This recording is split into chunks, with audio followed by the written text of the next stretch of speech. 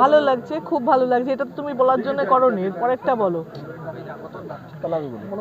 হ্যাঁ, বিভিন্ন জায়গাতে দলের গোষ্ঠীদ্বন্দ্ব দেখা যাচ্ছে, মারামারি হচ্ছে, কিন্তু সবাই একসাথে চলার বার্তা দিচ্ছে, কিন্তু এটা কোনোভাবে আটকানো যাচ্ছে না কেন বীরভূমে? কি হয়েছে বীরভূমে?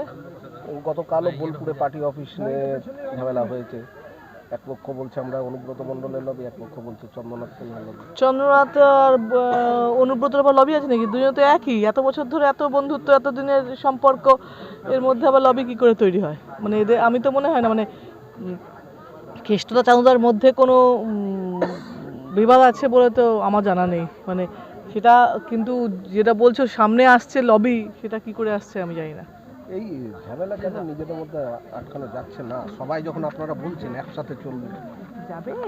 প্রথমে হয়তো বা অনেকদিন পরে কেষ্টদা ফিরেছে, হয় না একটা ওদেরও উচ্ছ্বাস, কিছু মানুষের উচ্ছ্বাস বেশি রয়েছে, কিছু মানুষের কম রয়েছে, মিলিয়ে হয়তো বা একটু বিশৃঙ্খলতা তৈরি হচ্ছে। ঠিক হয়ে যাবে এটা। বিশ্বভারতীতে ধ্রুপদী ভাষা নিয়ে আজ একটা সেমিনার, সেখানে অনির্বাণ গাঙ্গুলিকে ডাকা হয়েছে, যেহেতু তিনি শ্যামাপ্রসাদ মুখার্জি রয়েছেন, এবং সেখানে এসএফআই বিক্ষোভ দেখাচ্ছে। এই যে বারবার বিশ্বভারতীতে কোথাও বৈদিকীকরণ হচ্ছে, বিশ্বভারতীটা কিরকম গন্ডগোলের হয়ে রয়েছে, মানে ওখানে পড়াশোনার থেকে বেশি পলিটিক্স ঢুকে গেছে। ম্যাডাম